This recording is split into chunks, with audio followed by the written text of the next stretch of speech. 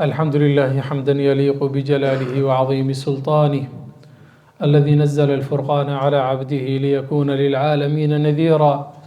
وأشهد أن لا إله إلا الله وحده لا شريك له وأشهد أن محمدا عبده ورسوله وصفيه من خلقه وأمينه على وحيه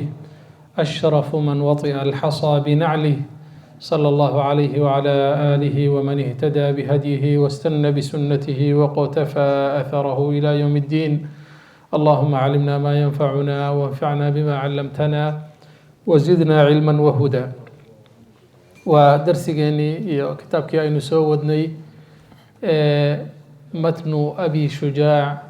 عليه رحمة الله. waxa aynu darsigii ka horeeyay kusoo jirnay baabkii ka hadlayay ciddada ama gabadha iyo ninku marka ay kala tagaan ama furiin ha noqoto ama geeri ha noqotee ciddada ay tirsanaysaa maxay tahay. baabkan ama darsigeena 21aad insha Allah waxaynu ka hadli doonaa faslun fi anwaaci almu'tadati wa xuquuqiha. waxa uu baab u yahay noocyada dumarka ciddada tirsada iyo xuquuqda ay ku yeelanayaan ciddada ay ku jiraan ku yeelanayaan. sheekhu wuxuu yidhi wayajibu waxaa u waajibaya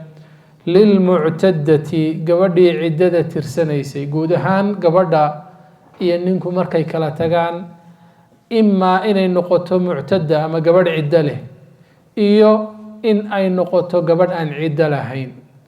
gabadha ciddada leh baynu markaa si gaara uga hadlaynaa. ta aan ciddada lahayn tii khulciga samaysay wax ciddo ah oo markaa lagu soo rajciyo ma noqonayso, ciddo way tirsanaysaa laakiin rajciyo ma noqonayso. gabadhii ninka aanay is arag nikaaxu markuu dhacay kadibna ay kala tageen wax ciddo ay tirsanaysaa ma jirto, waayo ismayba aragba. markaa waxa weeye gabdhihii ciddada tirsanayay baynu ka hadlaynaa. markaa wayajibu waxaa u waajibaya lilmuctadati gabadhii ciddada tirsanaysay alrajciyati ee la soo celin karayay inta ay ciddada ku jirto waxaa u waajibaya assuknaa. horta hoy bay leedahay, gurigii ay deganayd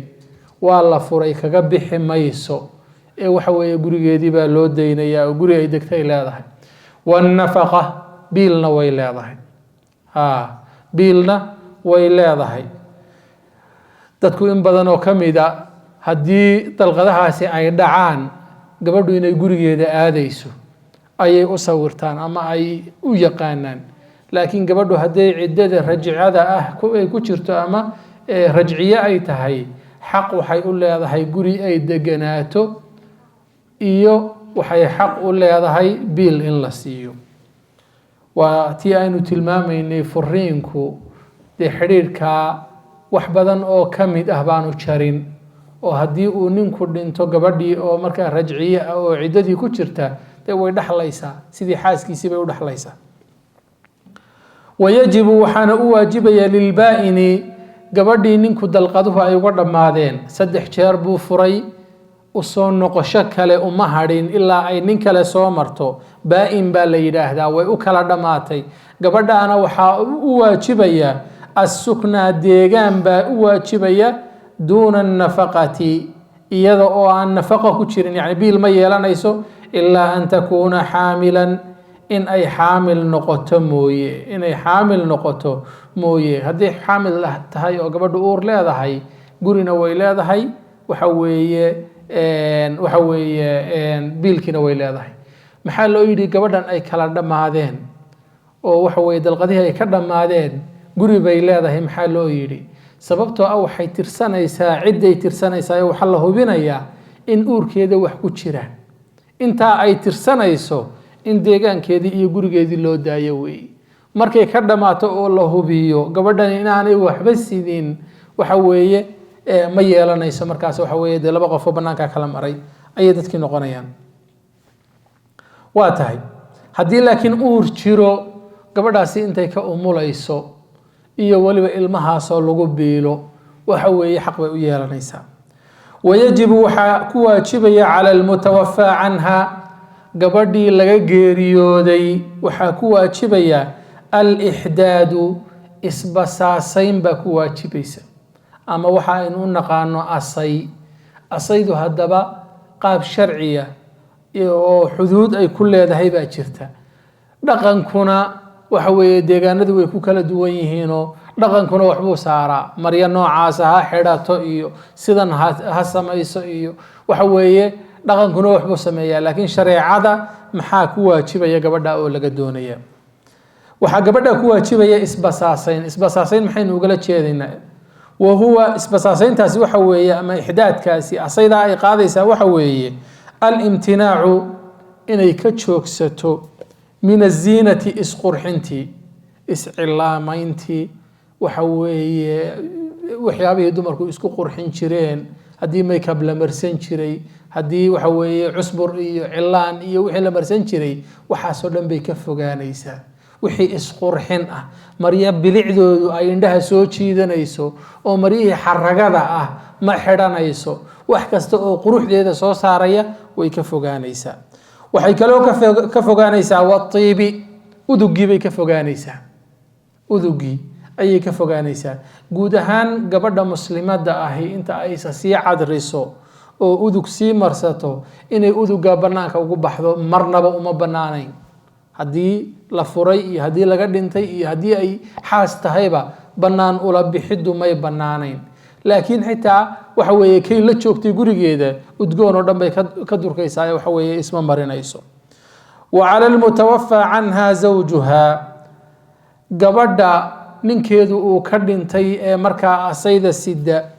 iyo walmabtuutati, waxa weeye tii waxa weeye nikaaxeedii ama la jaray oo uu dhammaaday. mabtuuta waxa weeye mulaasamatu lbeyti, gurigii inay joogaan ilaa lixaaja. gabadha markaa asayda sita ee waxa weeye duruuftaa ku jirta, waxaa loo baahan yahay gurigii in ay joogto ayaa loo baahan yahay oo gurigii aanay ka fogaan, gurigii inaanay ka bixin oo dan la-aan aanay uga bixin. maxaa meesha laga ilaalinayaa? waxaa laga ilaalinayaa dee bixbixitaankan iyo waxani waa xarago iyo waxa weeye dad hala isa soo arko iyo gabadhanina waxay ku jirtaa waqtigii ixdaadka ama ay xidaadka ku jirtay oo asayda siday ayaa ay ku jirtaa. marka waxa weeye bixitaanka badan inay iska dayso ayaa la faraya. waayahay, halkaas wuxuu sheekhu markaa kaga hadlay guud ahaan waxyaabaha laga doonayo. gabadhu haddii ay asay sido oo ay nidhi gurigay joogaysaa,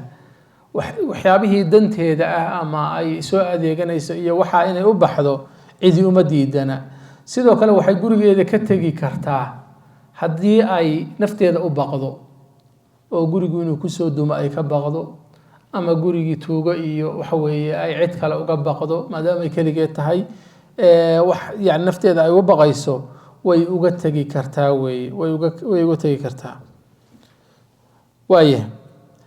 halkan wuxuu sheekhu ka galay faslun fi listibraa'i, in uurku jirtii la beri yeelo inta aan labada qof is arag, ayuu kanina baab u yahay. istibraaga waxaa loo isticmaalaa ama loo tilmaamaa ninku marka uu gabadh addoona soo iibsado, addoontaasina cid kale ay addoon u ahayd, waxaa suuragal ah dee ninkii addoonta ay u ahayd inay xaasna marka ula dhaqmayey inay ilmasidaa suuragal ah. fatro iyo waqti baa markaa loo qabtaa gabadha uurkeeda inaan ubad ku jirin lagu hubinayo. istibraa baa la yidhaahdaa. waman istaxdatha, qofka markaa ay ku soo korodho milku amatin ama milku aw mulka amatin, gabadh addoona hantiyideeda qofka ay ku soo korodho, xaruma calayhi waxaa ka xaaraan noqonaya alistimtaacu biha, inuu gabadhii xaasaysto ayaa ka xaaraan noqonaysa, xataa yastabri'ahaa ilaa uu beri yeelo riximkeeda iyo ilmogaleenkeeda oo uu hubiyo inaan wax kale ku jirin. oo maxaa la samayn? waqti intee la-eg baa la sugi? in kaanat min dawaati alxaydi, hadday tahay dumarka caadada hela bixaydatin hal mar oo ay caado hesho ayaa la sugayaa oo aan la taabanayn bil ayaa la sugayaa intay caado ka helayso oo ka maydhanayso wain kaanat hadday tahay min dawaati shuhuuri kuwii markaa bilaha tirsanayay gabadhii yarayd ee aan caadada gaadhin ama gabadhii weynayd ee caadadu ama ka tagtay ama xaalad caafimaadba ay markaa caadadii isaga weyday hadday tahayna waxay tirsanaysaa bishahrin faqad bil kaliya ayay tirsanaysaa wain kaanat hadday tahay min dawaati alxamli kuwii uurka lahaa iyadoo uur leh aada la soo wareegtay waxa weeye xaaskuma noqon kartee bilwadci waa inay ilmahaa dhashaa marka hore markay dhasho unbaad markaa addoontii ula dhaqmi kartaa sida addoommahaaga kale waidaa maata sayidun hadduu nin markaa sayid ahaa oo addoon lahaa uu dhinto addoontaasina ay ummulwaladi u ahayd ilmihiisa hooyo ay u ahayd addoon caruura u dhashay haddii uu ka dhinto istabra'at nafsaha kalamati iyana sida addoonta oo kale ayay isu beriyeelaysaa oo hal xayd ayay sugaysaa kadibna way guursan kartaa ninka haddii uu addoon lahaa ilmana ay u dhashay horta markaa uu dhinto way xoroobaysaa addoonnimadii way ka baxaysaa sababtu waa maxay markii hore hanti iyo maal uu ninkani leeyahay ayay ahayd waxa ay dhashay ilmay dhashay ilmaheedu waa xor ilmaha xorta ahi waxa weeye wuxuu ka mid yahay dadka dhaxalka ku yeelanaya wixii uu aabihii ka tegay markaa dhintay aabihii hantidii buu ilmahani wax ku leeyahay hooyadiina hantidii bay ka mid tahay horta hantidii bay ka dhex baxaysaa oo xor bay noqonaysaa way ku xoroobaysaa dhimashadaasay ku xoroobaysaa laakiin maxay tirsanaysaa ma ciddadii xaasaskay tirsanaysaa maya waxay tirsanaysaa ciddadii addoomaha oo hal xayd ah ayay tirsanaysaa haddii ay tahay kuwa aan helina bishii ayay tirsanaysaa faslun kanina baab wuxuu u yahay fi ridaaci nuugmadii ayuu baab u yahay nuugmada xuquuq baa ka dhalata guud ahaan waxyaabaha wax la isugu yahay ama dadku ay xidhiidhka ku yeeshaan waxa weeye nasab iyo ridaac ama nuugmo iyo waxa weeye musaahara xididtinimo ama gacalnimo ayaa wax la isugu noqdaa marka ridaaca iyo dadka naaska wada nuugaa waxa weeye dee walaaltinimo iyo maxramnimo ayaa ka dhalata marka wuxuu yidhi waidaa ardacat haddii ay nuujiso almar'atu haweenaydu haddii ay nuujiso bilabanihaa caanaheeda waladan ilma ayay nuujisay ilmahaasi saara radiicu ilmaha yaree naaska nuugayaa wuxuu ku noqonayaa waladahaa ilma ay xagga nuugmada hooyo ugu tahay bishartayni laba shardi buu ku noqonayaa laba shardi marka laga helo ayaa waxaa la odhanayaa ilmihii aada nuujisay wuxuu kuu yahay ilma aada markaa hooyo u tahay oo markaa gayaankaagii uu ka baxaya axaduhumaa labadaa midkood an yakuuna lahu ilmahaasi waa inuu leeyahay ama uu jiraa duuna alxawleyni 2 sannadood wax ka yar ilmaha naasku ama caanaha hooyo ay saamaynta ku yeeshaan waa inta aanu 2 sannadood gaadhin 2 sannadood wixii ka dambeeyey haddii la nuujiyo wax saamayn ah ma laha والثاني تلباد أن ترضعه وإن نوجسا 5 رضعات 5 نوجمو أو متفرقات كلا فوق أما كلا تكسن وإن 5 وقتي أو مركزت إنتو نوجي وإسكي وقصو أي أو كدرجي وحوي وإن نوجسا هل كان حاد كفهنتين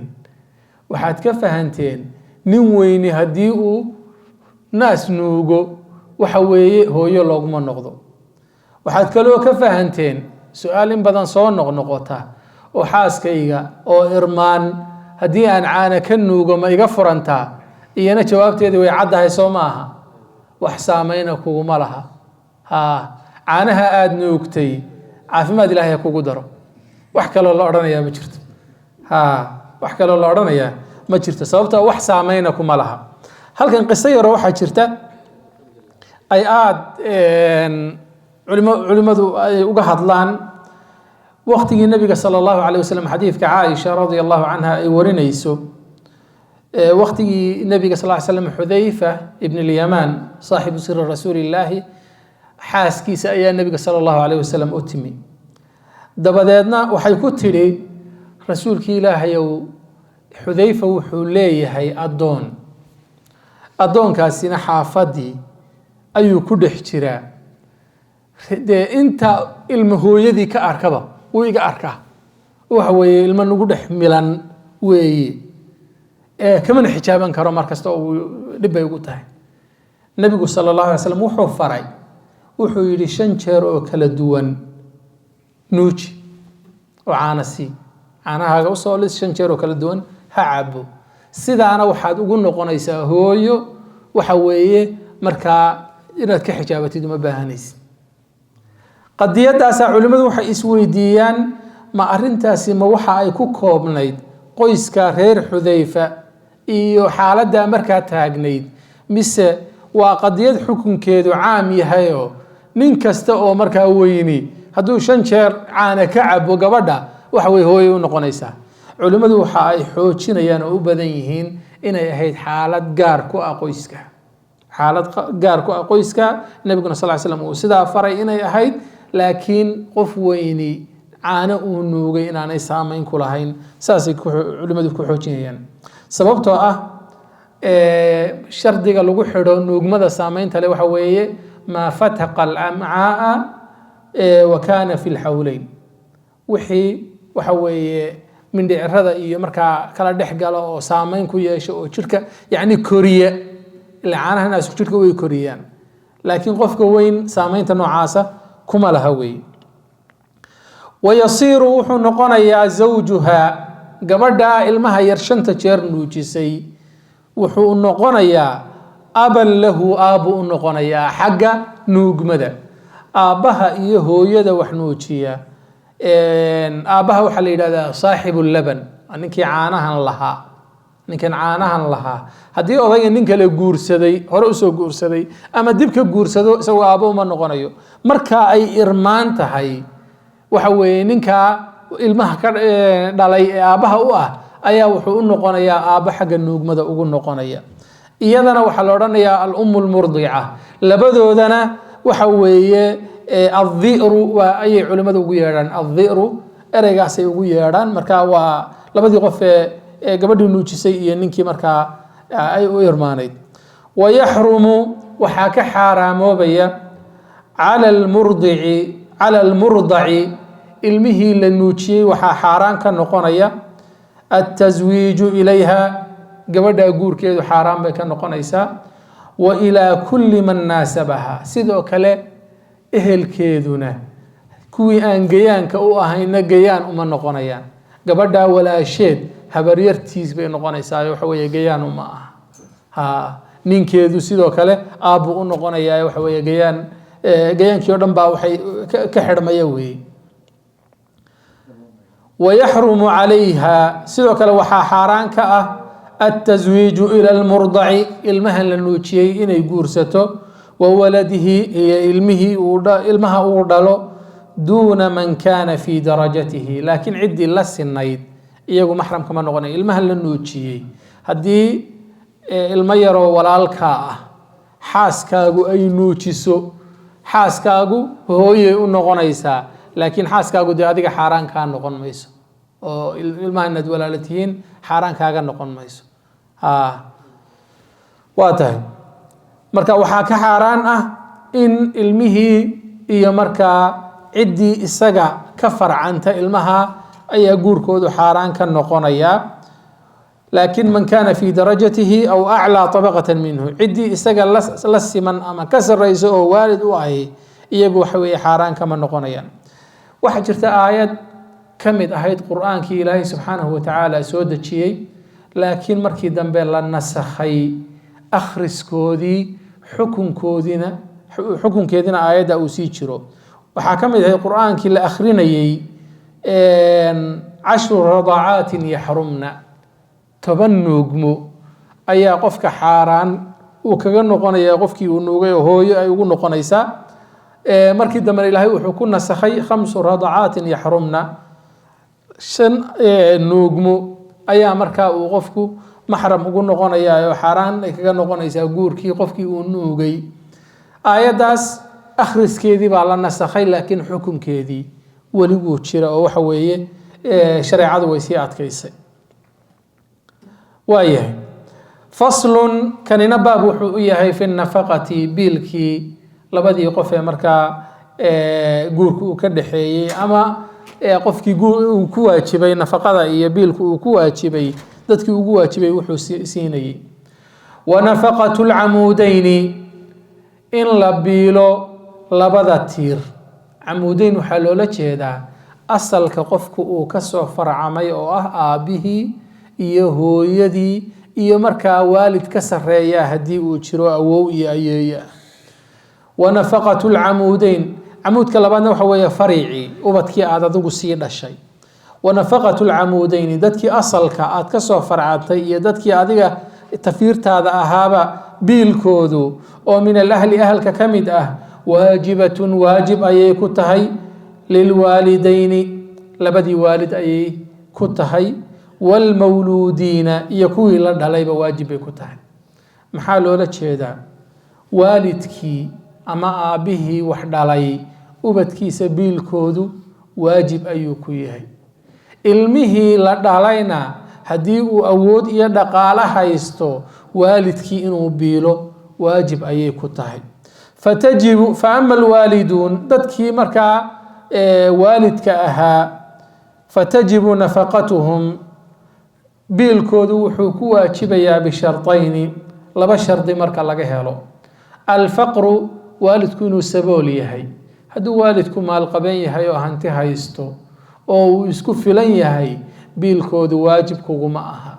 laakiin haddii aanu dhaqaale haysan biilkoodu waajib buu kugu noqonayaa wazamaanati iyo waxa weeye awood daro waalidku wuu gaboobay oo maba shaqaysan karo waxa weeye aafo iyo dhibaato iyo musiiba ku dhacday waxa weeye lixaadkiisii baanba markaa dhammaystirnayn oo waxa weeye araggii buu beelay ama waxa weeye waxyaabihii lagu shaqaysan jiray baa ka maqan marka haddii ay jirto taasi culimada qaybtoodna waxay yidhahdeen aw ilfaqr waljunuun haddii saboolnimana ay jirto waaliina ay jirto waxa weeye waalidka biilkoodii waajib buu noqonayaa wa ama almawluuduuna ilmihii la dhalay fatajibu nafaqatuhum iyaga in la biilo waxay ku waajibaysaa bihalaathati sharaa'ita 3 shardi bay ku waajibaysaa kow alfaqru inaanay waxba haysan 2 wasigar in ay yaryar yihiin aw ilfaqru wazamaana iyana saboolnimo ama waxa weeye dacfi iyo tabardaro jirtay aw ilfaqru waljunuun ama waali iyo markaa saboolnimo ayay ku waajibaysaa ubadkii haddii ay wax haystaan oo dhaqaale leeyihiin dee waxa weeye waajib ma noqonayso biilkooda waajib ma noqonayaan culimada mucaasiriinta ah ee qurbaha jooga waxay isweydiiyaan ubadka dowladdu ay biisho oo xoogaagooda yari uu u soo dhaco ubadkaasi dee waa ubad dhaqaale leh waalidkii weli ma lagu leeyahay biilkii haddii ay ku filan tahay waxaan usoo dhacaa waxa weeye waajib kuma noqonayso laakiin samafal iyo wanaajin dee waa uu samaynayaa waalidku laakiin waajib kuma noqonayso haddaanay ku filaynna wax ku filan inay helaan ubadkani waajib bay ku noqonaysaa waajib bay ku noqonaysaa waayahay marka ubadkii tabardaro iyo inaanay shaqaysan karin iyo yaryaraan hadday waaweyn yihiin oo shaqaysan karaan waalidka waajib kuma noqonayso biilkoodu haddii ay yaryar yihiin laakiin hanti leeyihiin waxa weeye iyana waajib kuma noqonayso. wanafaqatu raqiiqi addoonkii ama addoomihii lalahaa biilkoodu walbahaa'imi iyo xoolihii la dhaqanayeyba biilkooda iyo markaa calafsiintoodu waajibatun iyaduna waajib bay noqonaysaa, waajib ayay noqonaysaa. maxaa la bixinayaa markaa oo qof walba biil muxuu u yeelanayaa waynu ka hadli markaa. walaa yukallafuuna loomana diri karo waa addoomihii iyo xayawaankii la haystay ama xoolihii la haystaye laguma shaqayn karo maa laa yatiiquuna wax aanay awoodin looma diri karo. maxaa loogala jeedaa? addoonka inaad ku shaqaysatid waa loogu talagalay, laakiin waxaanu qaadi karayn dusha ha ka saarin. xoolihiina sidoo kale waad manaafacaadsan kartaan, laakiin waxaanay qaadi karin dusha ha ka saarin. dameer baad arkaysaa culayska la saaray, lugihii uu cirka u taagay, oo waxa weeye aan qaadi karaynba, dhabarka nabar kaga samaysmay sidii wax u siday. marka in xayawaanaadka loo naxariisto, xayawaanaadku waa ma yeedhaan, waxa weeye aakhirana waa la isweydiinayaa, wax aanay qaadi karin inaan dusha laga saarin weeye. wanafaqatu zawjati xaaska biilkeedii almumakkinati min nafsiha, xaaskaasoo ninka isu ogol, nafteeda u dhiibaysa. waxa weeye labadii qof ee waxa weeye hadday naashiso tahay oo ninka gogashiisaba aanay ogolayn, sankana taagayso, waxa weeye dee ma yeelanayso, biil ma yeelanayso. laakiin gabadhii iyadu hogaansanayd ee ninkeeda maqlaysay, biilkeedu waajibatun, iyana waa waajib. wahiya muqadaratun, waana la qiimaynayaa inta ay biil u helayso. fain kaana zawju haddii uu ninku yahay muusiran, nin maalqabeena hadduu yahay, nin hanti ilaahay siiyey haddii uu yahay, culimmadu waxay yidhahdaan famuddaani, laba mud oo min gaalibi quutihaa, dadku ama deegaanka waxa ugu badan ee laga cuno ah. mudkana waxaynu ku tilmaannay 600 oo garaam ayaynu ku tilmaannay. laakiin mas'aladan asalkeedu ilaahay subxaana wa tacaala qur-aanka ayuu kaga hadlay. waxa uu yidhi liyunfiq duu sacatin min sacati, qofkii hanti haysta hantidiisa waxa ka bixiyo waxa weeye ha ku biilo. waman qudira calayhi risquhu falyunfiq mima aataahu llah, qofkii hantida ilaahay markaa aanu hanti badan siinna waxa weeye wixii ilaahay siiyey reerkiisa iyo dadka biilkooda ku waajibay ha siiyo.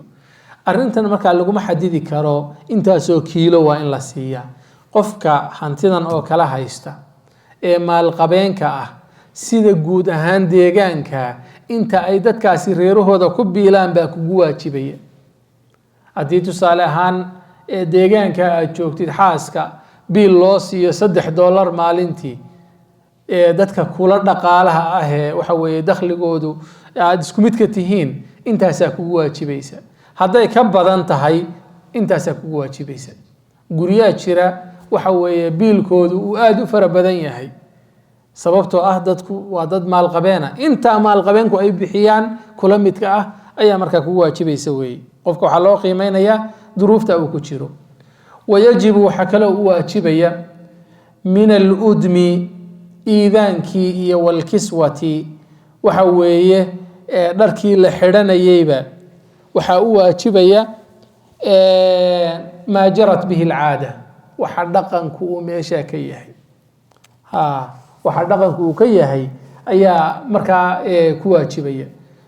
cuntadii haddii la yidhi raashin intaa leeg hala keeno, dee raashinku wuxuu u baahan yahay wax lagu daro iyo suugadii iyo saliidii iyo waxyaabaha kale u baahan yahay. sidoo kale dee gabadhu maryo iyo waxa weeye aratir ayay u baahan tahay. waxaa loo eegayaa waxa caadada iyo dhaqanka meesha ka jirta ay tahay baa loo eegayaa.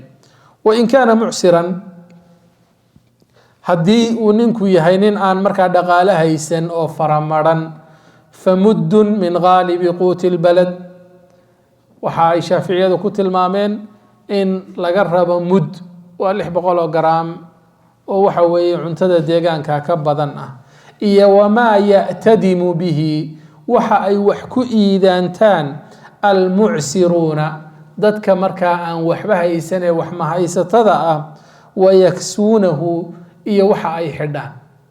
haddii xabad roodhiya lasoo iibsado oo saliid markaa lagu cabo ama koob shaaha lagu cabo intaasaa waajib ku noqonaysa. hadba dadka isaga la heerka ahi waxa ay cunaan unbaa laga rabaa wey. wain kaana mutawasitan haddii uu dhexdhexaad yahay, saboolla maaha, maalqabeenna maaha, meel dhexdhexaad weeye, famuddun wa nisf, mud iyo barh baa ku waajibaya oo labadiibuu u dhexeeya. kii horena 2 mud buu ahaa, kanna mud buu ahaa, kani waa mud iyo barh. wa min aludmi waalkiswati, iidaankii iyo markaa maryo xidhashadii ama aratirkiina alwasat, dhexdhexaad buu u noqonayaa waxa weeye waxa laga doonayo. wain kaanat hadday tahay gabadha uu guursaday miman yukhdamu miluha, gabadh iyada oo kale loo shaqeeyo oo gabadh shaqaale ah u baahata. inagu meeshan aynu joogno lama haweysto shaqaale, oo waxa weeye gabadha kartida leh iyo taan kartida lahaynba waxa weeye mid waliba waa halka isdhigto wey. gabadh kuu shaqaynaysa iyo waxa laga yaabaa mushaharka ninkaagu qaato ka badanba inay u baahan tahay gabadha kuu shaqaynaysa. laakiin haddii deegaanka gabdhaha la midka ahi ay shaqaale leeyihiin, dadka la siman ay shaqaale leeyihiin, waxa weeye inaad shaqaale u qabatid baa kugu waajibaysa. culimmadu waxay yidhaahdaan maya, waxaa kaloo lagu eegaa gabadhu guriga ay ka timi. haddii qoyska ay ka timi qoys ladan uu ahaa oo waxa weeye gurigooda shaqaale iyo looga baahnaa, walaalaheed shaqaale iyo haystaan, waxa weeye taasaa wax lagu qiimeynayaa bay yidhaahdaan. waa inaad shaqaale iyo cid markaa u shaqaysa u qabataa. marka wuxuu yidhi wain kaanat hadday tahay miman yukhdamu, kuwa loo adeego oo loo shaqeeyo, miluhaa kuwa la midka ah, facalayhi ikhdaamuhaa, waa inuu shaqaale u qabtaa. wain acsara, haddiiba ninku gabadha biilkeedii uu ka gaabiyo oo dhaqaale xumo ku dhacdo, wuu sabooloobay, hanti ma haysto. wain acsara, haddii uu ka faramadhnaado binafaqatihaa, biilkeediiba uu soo qaban waayo, falahaa waxay xaq u leedahay faskhu nikaaxi, inay tidhaahdo war anigu fakrigan iyo saboolnimadan kugulama noolaan karo, xaq bay u leedahay. waayo waxa ku waajibayay nafaqay ahayd. nafaqada iyo biilku waxa weeye dee haddii aanay inta noloshan ku geli karayn, xaq bay u leedahay inay tidhaahdo anigu nikaaxi waan iska fasakhayaa oo waxa weeye waan ka baxaya. wakadalika sidoo kale in acsara, hadduu awoodi waayo bisadaaqi, meherkii uu u qabtay bixintiisii buu awoodi waayey, qabla dukhuuli, intaanu laba aqalgelin, hadday tidhaahdo nikaaxii ama waa iska kaa furaya ama meherkii halkaa dhig, xaq bay u leedahay.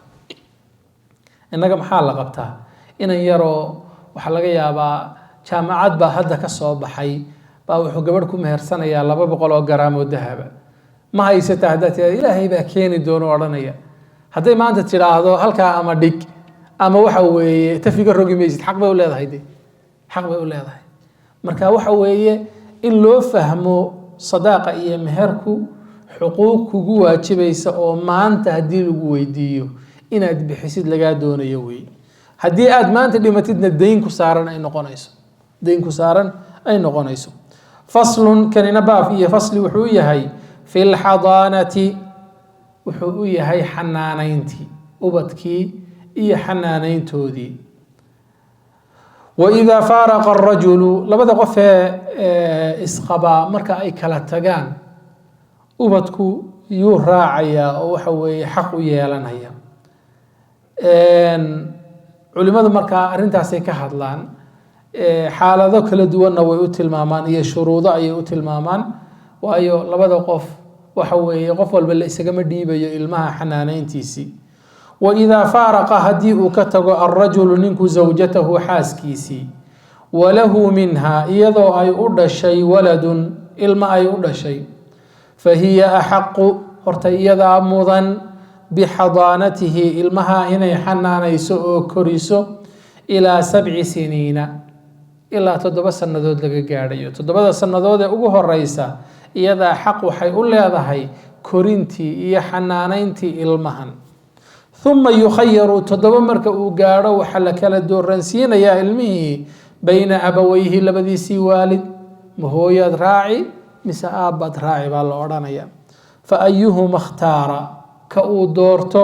sullima ilayhi kaasaa loo dhiibaya saasay culimada fuqahada ahi ay wax ku kala xukumeen ilmaha 7 sannadood inta uu ka horeeyo inta ka horeysa waxa weeye caatifadiisa iyo dareenkiisa wax laga yaabaa ama maxaa kuu dana inaanu aada u garan laakiin 7 jir markuu garto dee muxuu jecel yahay iyo muxuu neceb yahay uu kala garanayaa markaa waa la kala dooransiinaya ilmuhuna 7 intuu ka yar yahay baahi hooyo oo badan buu leeyahay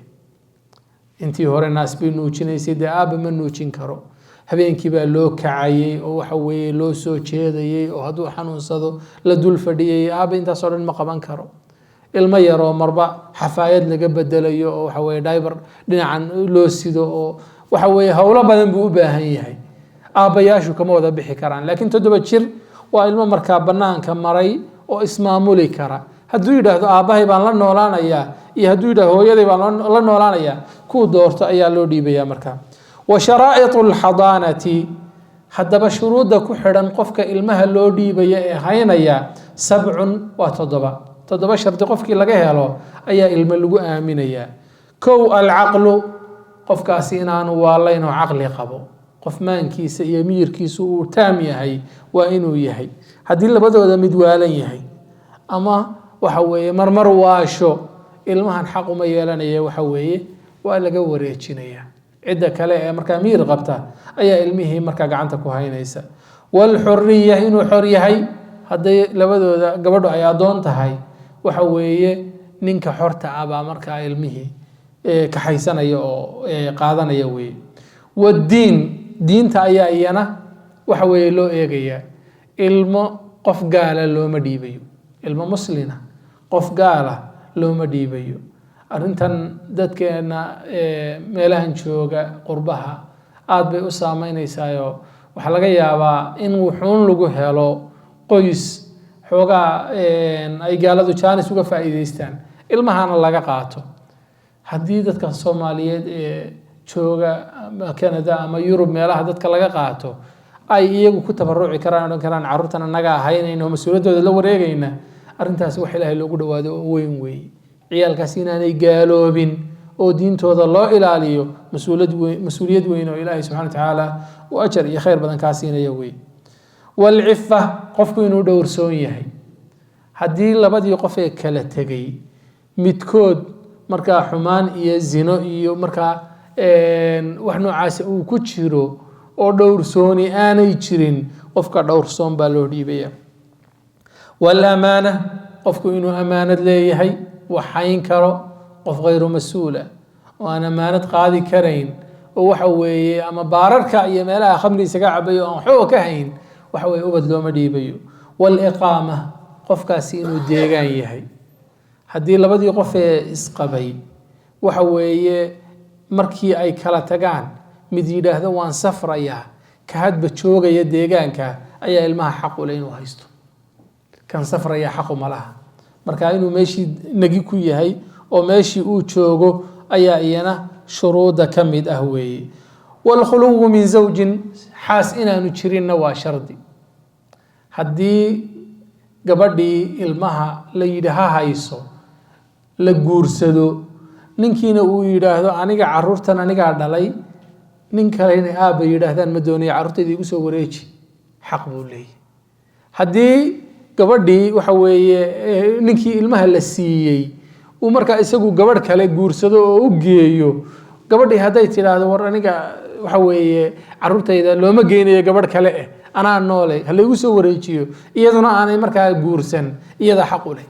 alkhuluw min zawj waxa weeye saameyn bay leedahay faida ikhtalla shartun minha haddii halka alkhuluw min zawj culimadu waxay ka soo reebaan haddii ninka ay gabadhu guursato uu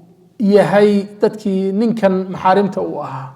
ehelkii iyo sokeeyihii u dhowaa tusaale ahaan waxay guursatay ninkan ay kala tageen ina adeerkii bay guursatay walaalkii bay guursatay waxa weeye dadkaasi ehel bay isaga u yihiin ilmahan adeer buu u noqonayaa qofkaasi wax dhibaato ah ma laha ninkii gabadhii ay kala tageen gabadh walaasheeda buu guursaday lama odhanayo gabadh kale u guursaday iyo guur yani shardi lagagama dhigayo sida ay tan ugu naxariisanaysa bay tanina ugu naxariisanaysaa marka haddii ehelkaasi uu jiro waxa weeye dad guurkaas isagu saameyn ma laha laakiin haddii qof kale oo aan ehelkeeda ahayn uu guursado ama ay guursato qof aan isaga ehelkiisi ahayn waxa weeye xaq buu leeyahay qofkii kale inuu yidhaahdo ilmaha laygu soo wareejiyo fain ikhtalla shartun minha shuruudda mid ka mid a haddii la waayo saqatat waxaa dhacaya xaqii ahaa ilmahan xanaanayntiisa iyo markaa hayntiisa xaqii ahaabaa ka dhacaya halkaa waxaynu kaga soo baxnay baabkii weynaa ee ka hadlayay axkaamta qoyska iyo waxyaabihii ku tacalluqay waxaynu ka gelaynaa halkan kitaabka la yidhaahdo aljinaayaat waa kitaabka waxa weeye wax lagu kala saaro ee waxa weeye faldembiyeedyada la geysto iyo sida markaa dadka loo kala saaro wuxuu ugu horeysiin doonaa dilkii iyo noocyadiisii ayuu ugu horeysiin doonaa dilku iyo qof muslima inaad dhiiggiisa daadisaa wax culus weeye waxyaabaha iminka soomaalidii aada ugu badanna oo weliba la fududaysto waqtiyadan dambena weeye ilaahay subxaanahu watacaala waxa uu qur-aanka ku tilmaamay qofka min ajli dalika katabnaa calى bani israa'iil annahu man qatala nafsa bigayri nafsin aw fasaadin fi lard fakaأnama qatala الnaasa jamiica qofka qof dilaa wuxuu la mid yahay qof dhulkiina fasahaadiyey dadko dhanna laayey ayuu la mid yahay nabiguna sal ly slam xadiid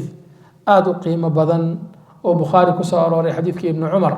waxa uu yidhi laa yazaalu aw lan yazaala almu'minu fii fusxati min diinihi maa lam yusib daman xaraama qofka muslimka ama qofka mu'minka ahi diintiisa inuu waasac kaga jiro kama zuulayo ilaa uu dhiig daadiyo haddaad dhiig daadisid waxa weeye musiibo iyo dembi iyo culays ayaa markaa qoorta kuu suran weeye ilaahay subxaanahu watacaalana uu inoo diiday dhiig daadinta walaa taqtulu الnafsa alatii xarama allahu ila bilxaq waxa weeye naftii ilaahay xaaraameeyey dilkeeda ilaahay subxana watacaala wuu inoo diiday inaynu markaa nafta dunida dhaafino waman yaqtul mu'mina mutacamida fajazaؤuhu jahannamu khaalida fiiha wagadiba allahu calayhi walacanahu waacadda lahu cadaaba cadiima waxa weeye waxaa laysu raacraaciyey qofka qof muslima ama mu'mina dila xaqdarana ku dila waxa weeye muxuu leeyahay horta jahanamaa lagu abaalmarinayaa ilaahayna wuu cadhoonayaa ilaahay naxariistiisu ka fogeynayaa waxa weeye cadaab adagna wuu sugan yahay cadaab adag ilaahayna wuu cadhoonaya wax aada u weyn weeye bal nabigu sal slam markuu tirinayay 7 dembi ee lagu tilmaamay kabaa'irta waaweyn almuubiqaat dunuubta wax halaagta lagu tilmaamay waxaa ka mid ahayd qatlu الnafsi alatii xarama allahu ila bilxaq naf ilaahay xaaraameeyey waxa weeye dilkeed ayaa ka mid ahaa marka arrintaa in aada looga digtoonaado weeye nabiguna sal ly slam wuxuu xadiid kale ku tilmaamay adduunka oo dhan oo baaba-a lazawaalu dunya ahwanu cinda allahi min qatli rajuli muslim adduunka baabi'idiisa ilaahay agtiisa uga fudud qof muslim ah dilkiisa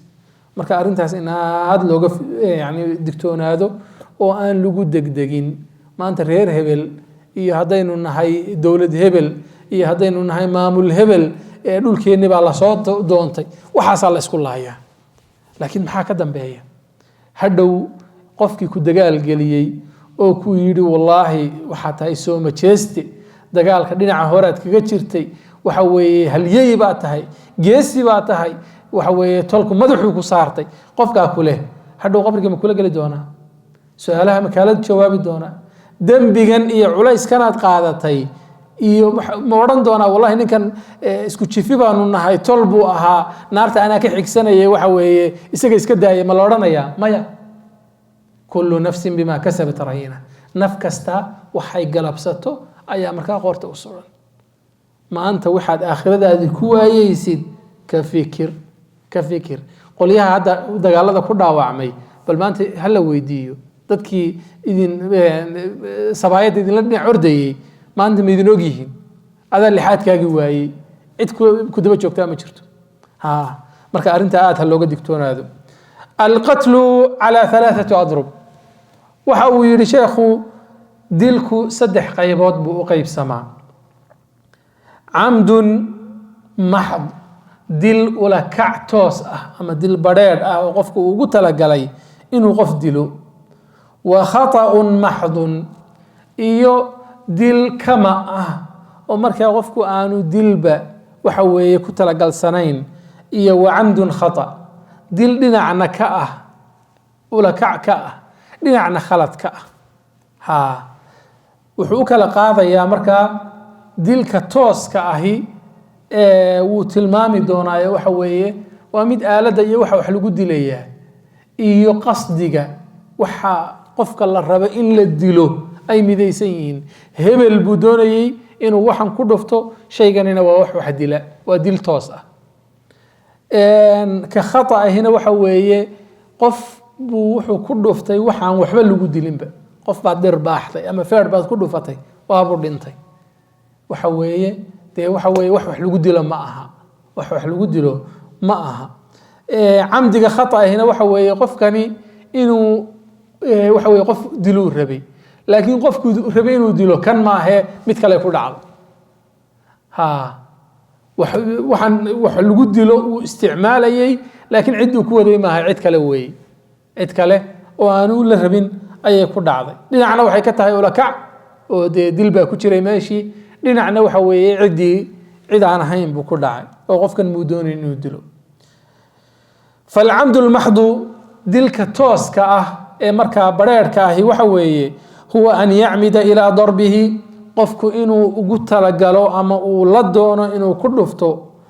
bima yuqtalu gaaliban wax lagu dilo inta badan shay wax lagu dilo ayuu qofkan ku dhufanayaa wayaqsidu qatlahu bidalik wuxuuna doonayay shaygan uu ku dhuftay inuu ku dilo doonayay fayajibu markaa maxaa waajibaya alqawadu calayhi in loo qisaaso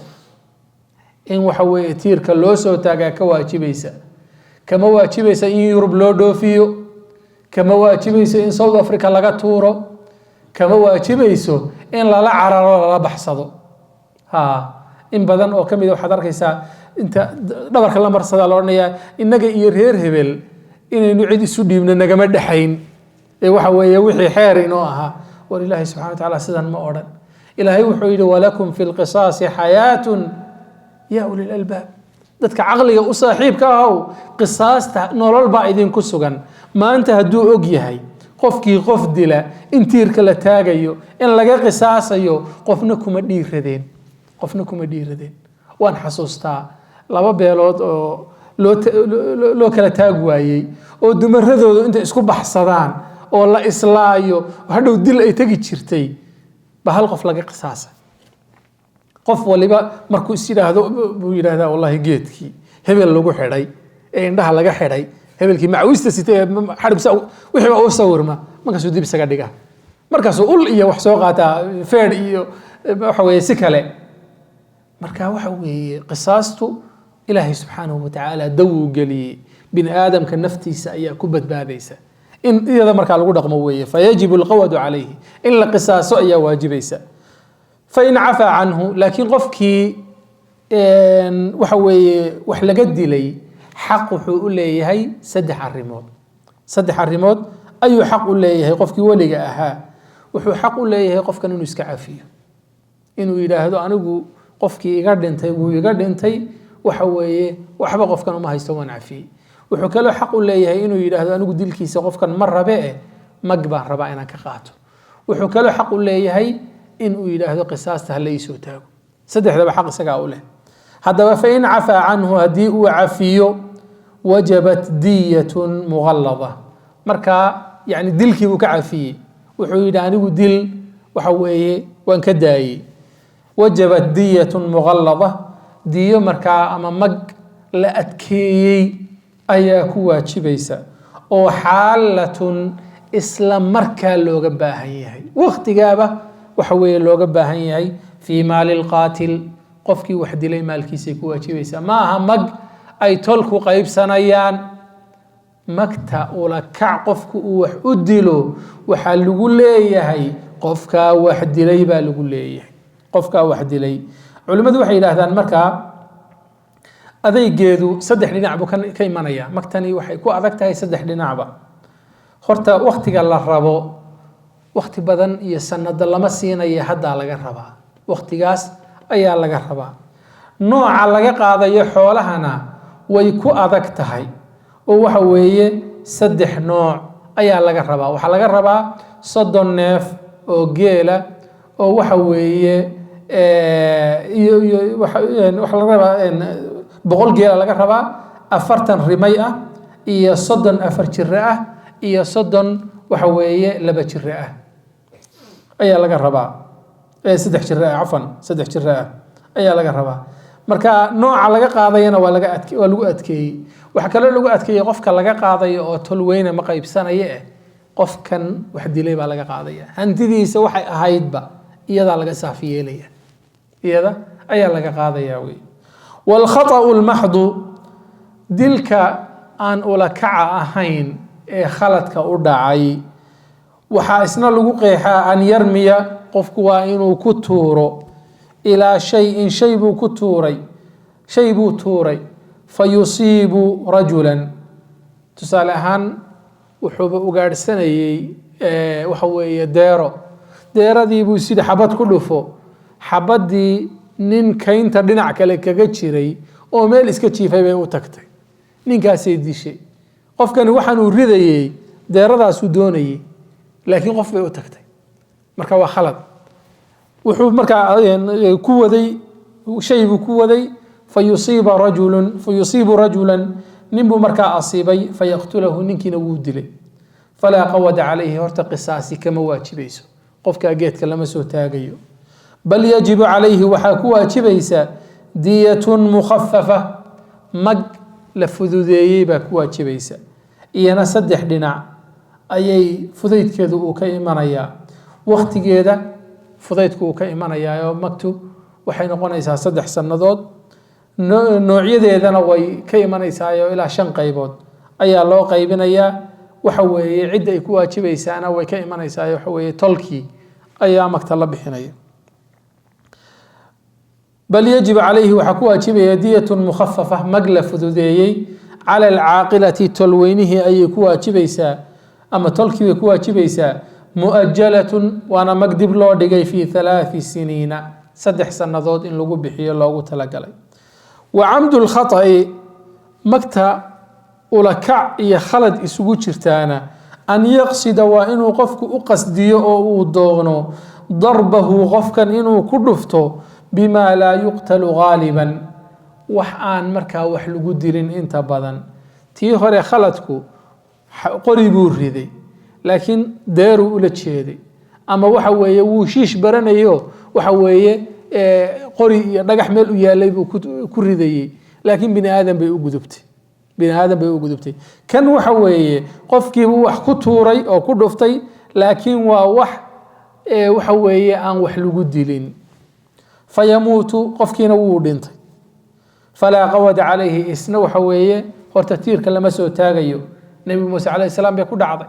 ninkii uu yimi isaga oo markaa ninkii kale ay tolka ahaayeen ay islaynayaan ninkii reer bani israa'iil uu qabtay fawakazahu muusa faqada calayhi feer buu ku dhuftay ninkii uu dhintay ninkan ka qabo uu lahaa laakiin ninkan dil muu lahayn feerkii buu la dhintayba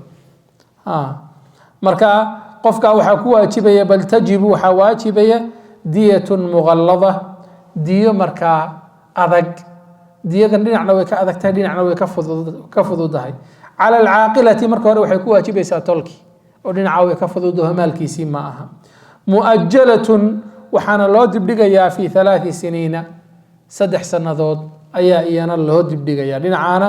waxa weeye way ka fududahay dhinacana way ka fududahay diyada marka la bixinayo dadka qaybtood waxa laga yaabaa inay yiraahdaan qofkii magta laga bixinayay iyo aabihii isaga yaan waxba laga qaadin oo tolweynuhu ha qaybsadaan sax maaha iyagana in wax laga qaado weeye meelaha qaybtood reerka hoose ayaa waxa weeye jifida qaybsada magdheertana tolweyne sare ayaa la mariyaa iyada lafteeda wax lagu heshiin karo laakiin magta waxa weeye ku waajibta khaladka ku waajibta waxa weeye waxa laga doonayaa tolweynaha laga doonayaa waaye wa sharaa'itu wujuubi alqisaasi 4 qof hadduu qof dilo ula kacna u dilo goorma ayaa la odhanayaa qofka tiirka ha la soo taago oo qisaas baa ku waajibtay 4 arrimood marka laga helo weeye kow an yakuuna alqaatilu in qofka wax dilay uu yahay baaligan qof qaangaadha ilmo yari haddii uu wax dilo way dhici kartaa ilmo yar baa gaadhay intuu iska soo kaxaystay waxa weeye qof ku dhuftay oo dilay ama qori iyo wax meesha yaalay buu qaatay wuu riday oo dad baa ku dhintay ilmaha yar qisaasi kama waajibayso qofku inuu qof qaangaadha yahay weeye caaqilan qof caqlilina uu yahay qof waalan hadduu wax dilo isna qisaasi kuma waajibayso wa an laa yakuuna waa inaanu ahayn waalidan mid dhalay lilmaqtuuli ka la dilay hadduu aabbo ilmihiisii dilo ama hooyo ay ilmaheedii disho waxa weeye qisaas ma imanayso sababtu waa maxay de iyagaa sabab u ahaa dunidan imaanshuhu inuu yimaado kii markaa sababta loo ahaa dunidan imaanshaheeda inuu isagu sabab u noqdo dunidan inuu ka kaxeeyo waalidkii waxa weeye arrin saxa ma aha arrin saxa ma aha laakiin hadduu ilmo waalidkii dilo isaga waa loo qisaasaya ilmuhu hadduu waalidkii dilo waa loo qisaasaya wa an laa yakuuna waa inaanu ahayn almaqtuulu qofka la dilay anqasa mid ka hooseeya min alqaatili qofkii wax dilay bikufrin sida gaalnimo oo kale haddii qof muslimi uu gaal dilo qofka muslimkaa tiirka lama soo taagayo lama qisaasayo ama awriqin addoonnimo oo kale qof xor ahi hadduu addoon dilo loogama qisaasayo wey qisaas ma yeelanayo oo diyadii ayaa markiiba loo wareegayaa wey diyadii baa loo wareegayaa wa tuqtalu waxaa loo dilayaa aljamaacatu koox bilwaaxidi hal mid baa loo dilayaa haddii dad gruub ahi ay ku heshiiyaan qof inay dilaan oo ay markaa qofkaa dilaan qof baa la isugu tegay waa la ceejiyey waxa weeye ama marba rasaas lagu wada furay intaa dishayba dhammaantood waa loo qisaasayaa bal waqtigii waxa weeye cahdigii nabiga sal slam iyo saxaabada waxaa sugnayd in la yidhi haddii reer sanca oo dhan cumar ibn khataab uu yidhi haddii reer sanca oo dhan ay isugu tagaan inay qof dilaan waxa weeye waan u layn lahaa dhammaantood waa u dili lahaa marka cidda waxa weeye dilkan oo dhan qorshaysay ama qaybta ka ahayd ama bishinkan fulisay dhammaantood waa loo qisaasayaa wey wa kullu shakhsayni laba qof oo kasta jara alqisaasu baynahumaa oo loo kala qisaaso fi nafsi xagga nafta laba qof oo kasta oo hadday isdilaan loo kala qisaaso yajri baynahumaa fi latraaf xubnahana waa loo kala qisaasaya ka waran gabadh baa waxay dishay nin ma loo qisaasaya ninkii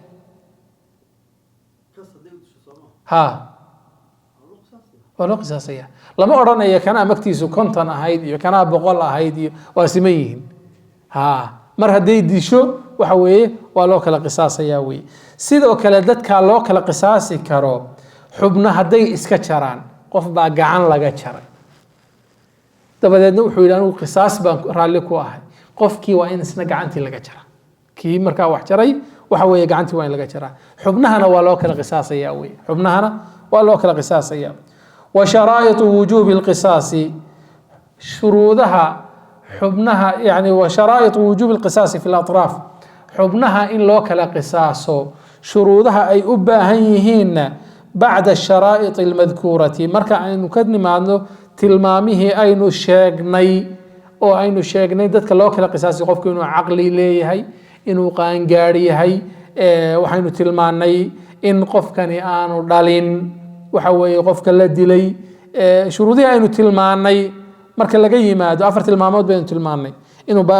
qaangaar yahay inuu caaqil yahay inaanu waalid u ahayn inaanu ku hoosayn oo gaal ama waxa weeye addoon aanu ahayn baynu tilmaanay afartaa shardi marka laga yimaado waxaa iyana lagu darayaa الشرائط المذكورة اثنان لبا شرطي وكله كو وحوية الاشتراك في الاسم الخاص إني حبناها الله كلا قصاص أيو مقع عقاركا وذاقان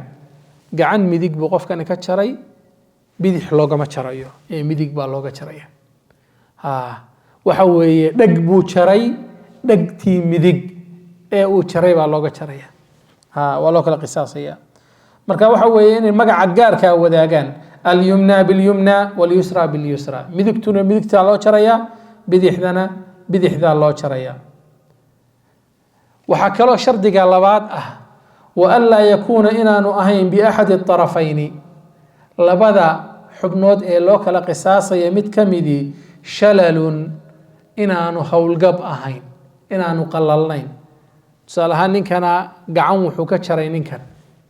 نكن قعنت مديك إلغا شري كم كتشري قعنتها ميديق وابي قلالان تهيبا ساسي ودوبان تهيبا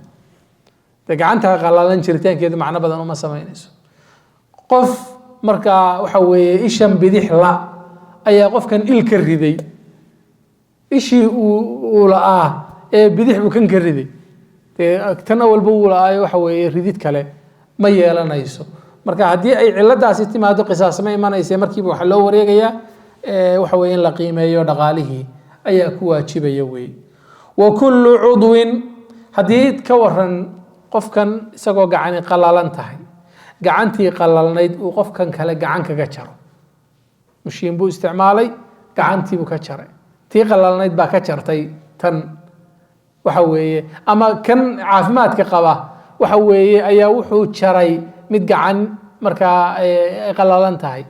مركا تن قلالان هدي لا جري تي عافمات كقبتي با الله جريا لكن هدي تقللان أي وحن سمايسي وحوي هذا لو ما شري وحا لو قد بيانين عدقالها لو قد بيان وكل عضو حبين كستا أو أخذ لقا قاضو أما لقا شرو من مفصل كلا قيس ففيه القصاص قصاص بك واجبيسا حبين تن هدي انت الله شرو قعنت انت سا قصاصي كواجبيسا هدي إلى هلكا كلا قيس كالله شرو وحوي سحلك إيانا قصاص هلكاسي كواجبيسا هدي كوران دحدان laga jaro dhexdan waxay yiraahdeen culimadu lama qiimeyn karo ma dhinacana badnayd ma dhinacana yarayd way adag tahay haday dhexda tahay waxa weeye qisaasi kama waajibayso oo waxa weeye waxa looga wareegaya qiimeyntii iyo marka xukuumadii ayaa looga wareegaya waayahay ولا قصاصي marka lagama sameyn karo oo wax way dadka looma kala qisaasi karo fil juruhi dhaawaciyadi illa fil mudihati dhaawici laf cadaatay noqday mooye qisaas lagama sameeyay qof dakharkii uu ku sameeyay ama wax way gacantuba wax way nabar kaga dhuftay nabarka uu ku sameeyay wax way qisaas lama oranayo intii oo kale aan nabar ku sameeyay lama oranayo لكن هدي مدح تهي أما وجهك تهي لف عداتين أي نقطي أو نبر كل لفت جاري وحويه قصاص بك واجبيس أو وحويه إذن اللفت بسيطه كلا الله عدينيا كو أن كلا نبر هذا إن عدالة ذي كتي ما دوي أذكته سوته أو حلقة يابا نبر كان هل كان جاري لقى يابا إنه عدكي قيب كتجي قيبنا أو شري هذا أنتو شري أنتو كتجي إن لك لا قرتوا ويتكان إنسان marka laf cadaatay hadaan ahayn oo la gaaray waxa weeye qisaasi kama waajibayso weeye diyadii iyo marka qiimayaashoodii waxa ay mid waliba kuwan soo tilmaanay inta la bixinayo xoolaha iyo daadooda ayaynu insha Allah darsigeena dambe ka bilaabi doonaa subhana rabbika rabbil izzati amma yasifun wa salamun ala al mursalin walhamdulillahi rabbil alamin wax su'aali hadii jiraan asha fadlan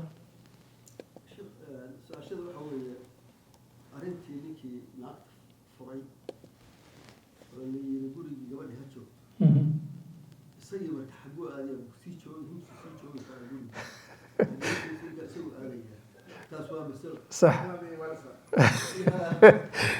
مسألة لبعض حوالي جوالها دي صدق وفون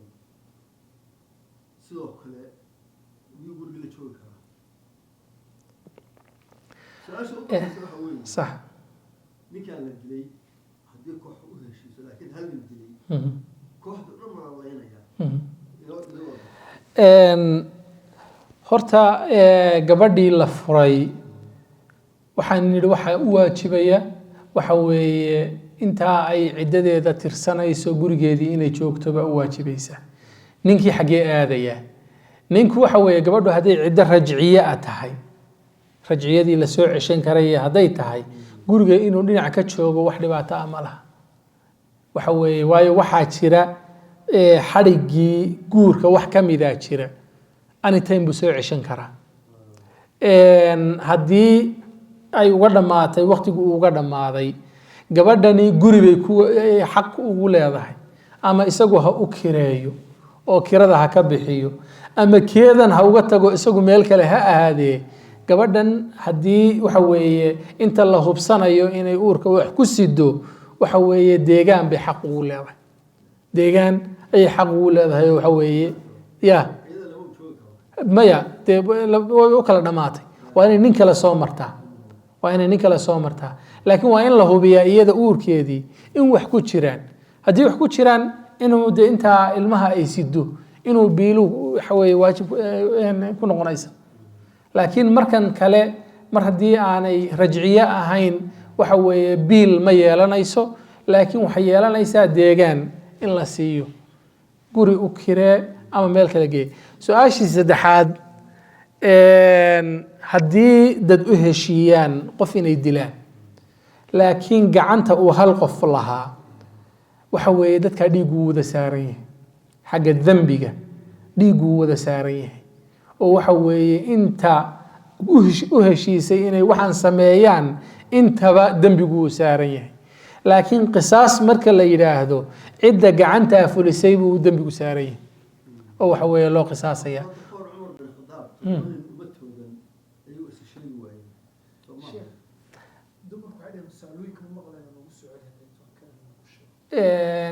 microfonkan gaadhayn miya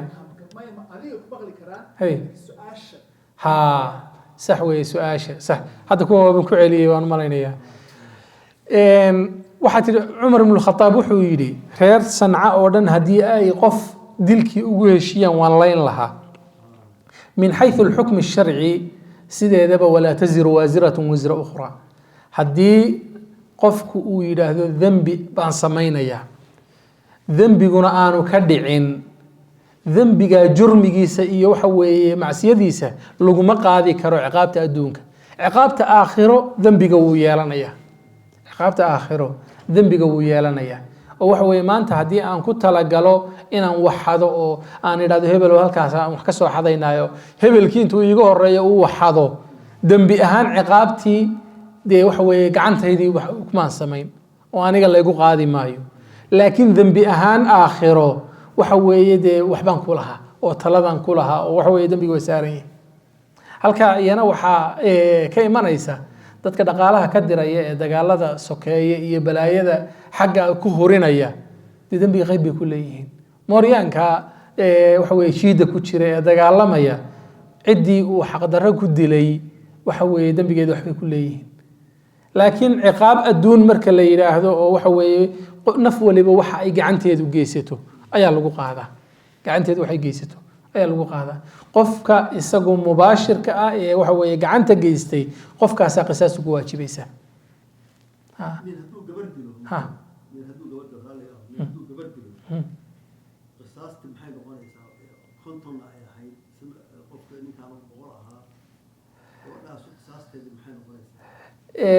markii dhaweyda aynu darsiga ku jirnay baynu tilmaanay nin hadduu gabadh dilo qisaasteedu dee markii horena isna 100 buu ahaa iyana 50 bay ha ninku hadduu gabadh dilo iyo hadday gabadhu nin disho waa isku mid labada waa la isu qisaasaya way siman yihiin qisaasta makti baa lagu kala qaaday makti ayaa la kala qaaday labadii qofe laakiin qisaasta waa qof iyo qof النفس بالنفس وي ولا بالنفود فضل شيخ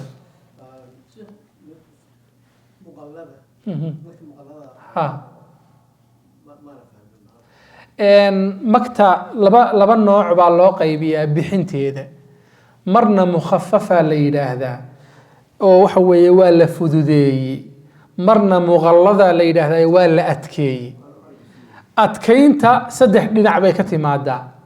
dhinaca koobaad waxay ka timaadaa waqtiga aad magta ku bixin kartid ayaa waxa la yidhi waa markaaba waa qofkii ula kaca wax u dilay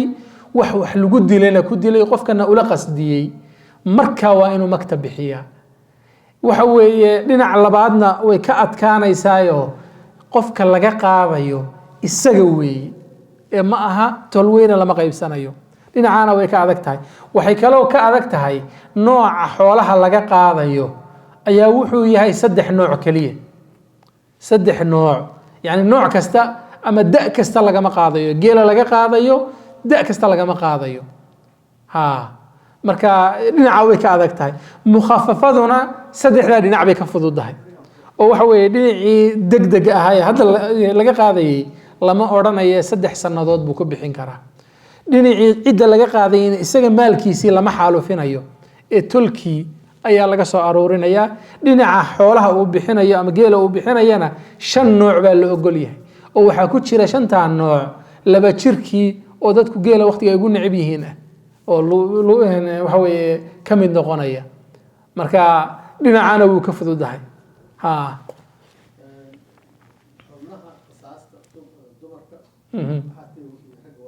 ha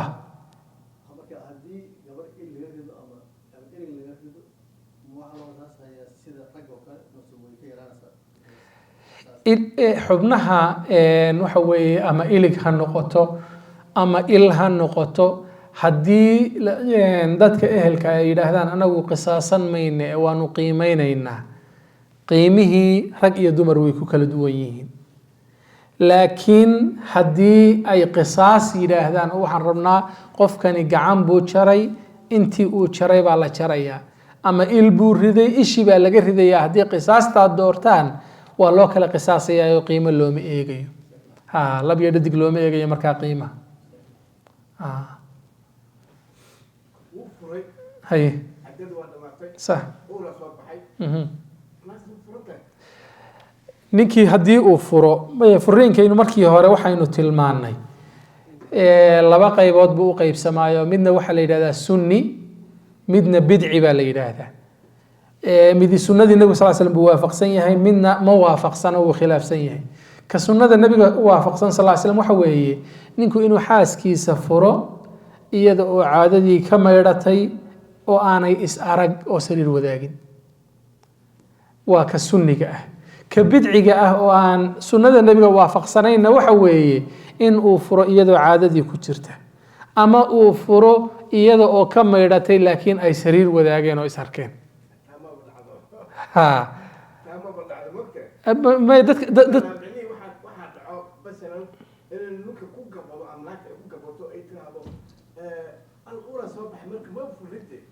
maya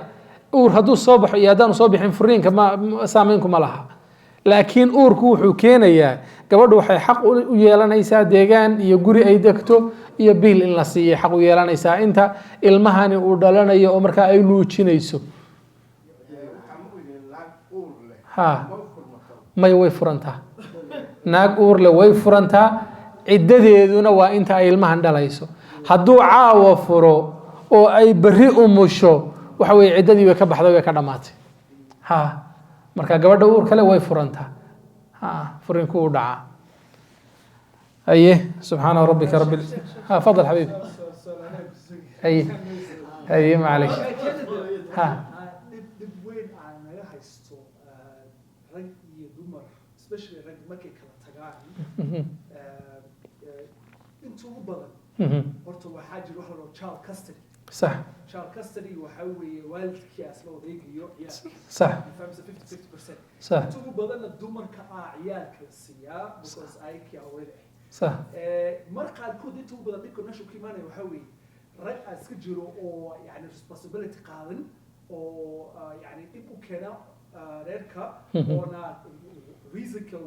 beherka maxaa guurka dad u burburo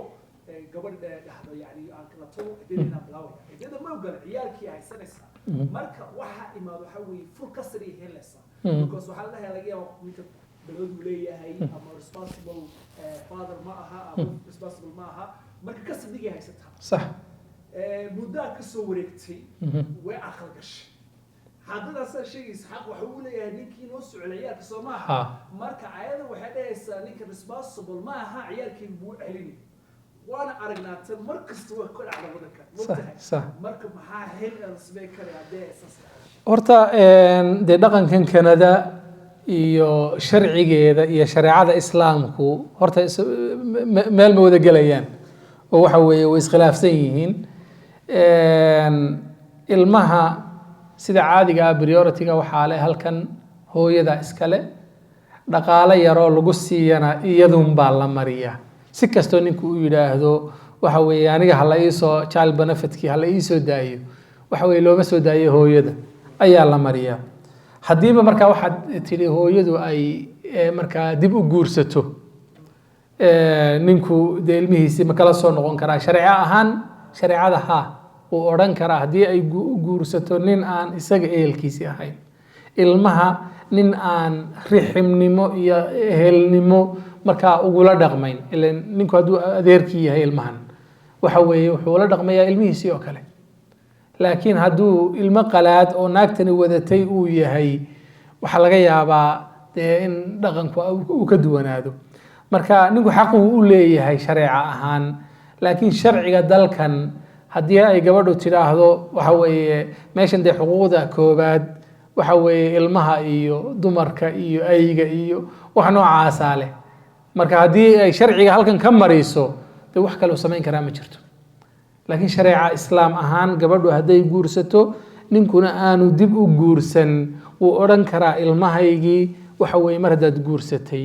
cid aan ehel ahayna aad guursatay ii soo celi uu oran karaa shariica ahaan hadii marka maxkamad shariica la tago waxa way u xukumi kartaa laakiin dalkan inuu joogno inuu ku khasbanahay sharcigiisa iyo xeerarkiisa ku khasbanahay oo de waxa weeye ma khilaafi karno أي سبحان ربك رب العزة عما يصفون وسلام على المرسلين والحمد لله رب العالمين وإياكم يا رب